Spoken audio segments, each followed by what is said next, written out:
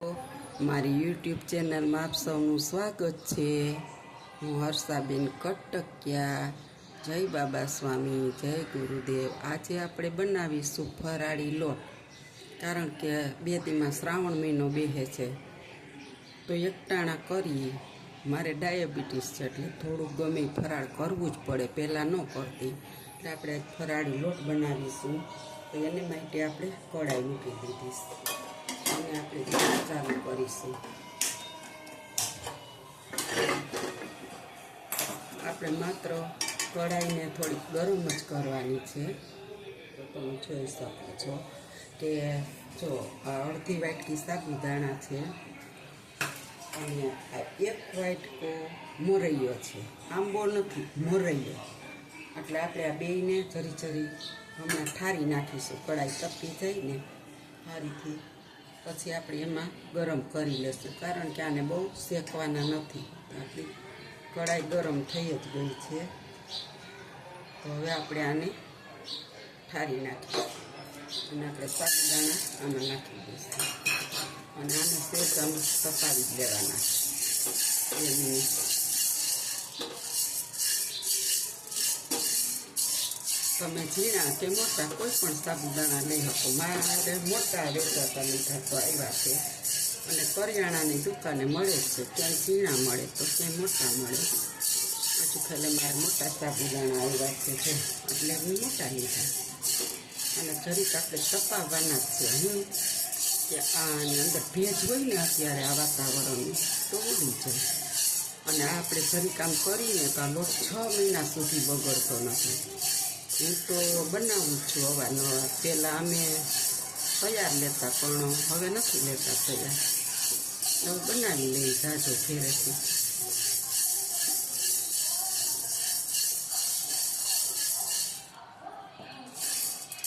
આપણા સાબુદાણા તપી ગયા મસ્ત, હવે આપણે એને કાઢી લેશું। ગેસ ચાલુ કરીશું અને કઢાઈ તપેલી તો છે જ, ધગે જ છે પણ થોડીક તપાવી લઈને 1 મિનિટ આપણે મોરૈયો શેકી લઈશું। 1 ડોયો મોરૈયો લીધો છે અને અડધો ડોયો આપણે દાળનો હોય ને એ સાબુદાણા લીધા છે, આપણો એ મેજર કપ। તપી ગઈ અને આપણે ગેસ બંધ કરી દીધો છે।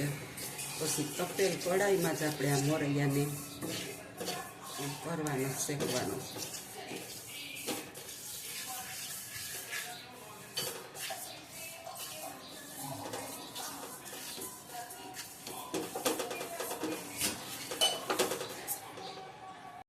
ખાલી તપાઈ જ છે તો હવે આપણે આને કાઢી દઈશું મોટા વાસણની અંદર। હવે આપણે એટલે આમાં જરીક તપે છે ને ઠરવા રાખી દઈશું એટલે એ ઠરી જાય। પછી આ થોડોક ઠરે ને એટલે આપણે આને આ તો ઠરી ગયા એટલે હવે આપણે આને મિક્સરમાં પીસી લઈશું કારણ કે સાબુદાણાને થોડીક વાર લાગે છે પીસાતા। આ છે ને દરદરું પીસાય, હવે આપણે એની આરે સાંબો નાખી દઈશું। ઠરી ગયો છે આપણો સાંબો, થોડો થોડો તપે પણ વાંધો નહીં।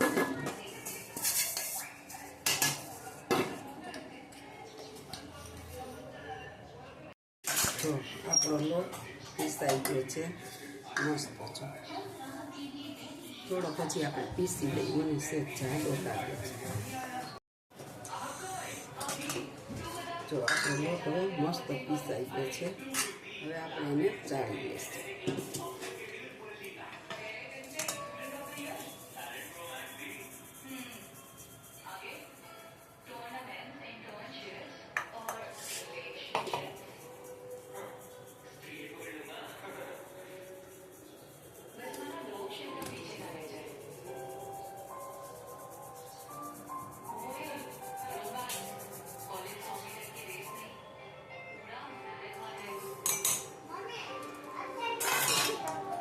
જરીક છે આપણે જરીક પીસી લઈશું। જો આપણે રાજગરાનો લોટ લેશું પોણો કપ, હવે આપણે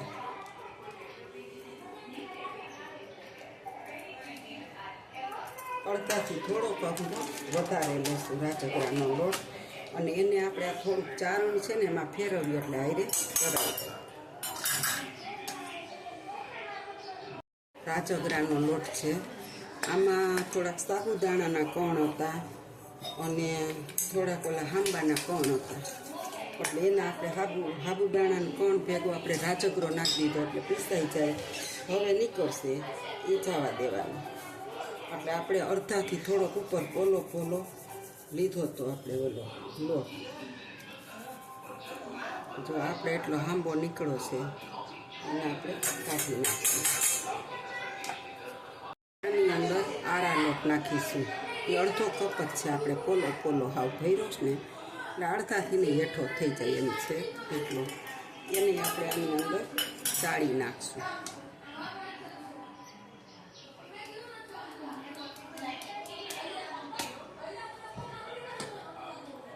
હાલો, આ આપણે લોટ ફરાળી બનીને તૈયાર થઈ ગયો છે. તો તમે જોઈ શકો છો કે આપણે ફરાળી ઘરે બનાવી અને નાખી દેશું.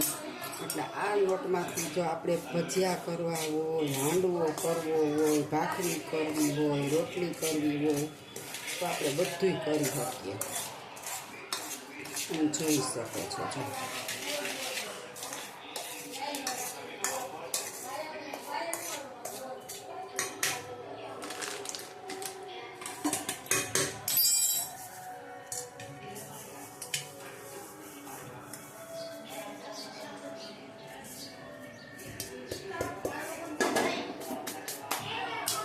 જો આપણો લોટ બનીને તૈયાર થઈ ગયો છે ફરાળી, તમે જોઈ શકો છો. અને આ આપણે જે બનાવવું હોય બનાવી શકીએ. રોટલી, પરોઠા, ફરાળી, પૂરી, થેપલા, ભજીયા, હાંડવો, કોઈ પણ વસ્તુ. આની સુખડી પણ ફરાળી બને. તો આપણો આ ફરાળી લોટ તૈયાર થઈ ગયો છે. મારી આ ફરાળી લોટની રેસીપી સારી લાગે તો લાઈક કરજો, શેર કરજો, બે લાઈક બટન દબાવવાનું ભૂલતા નહીં. આવજો. જય બાબા સ્વામી, જય ગુરુદેવ.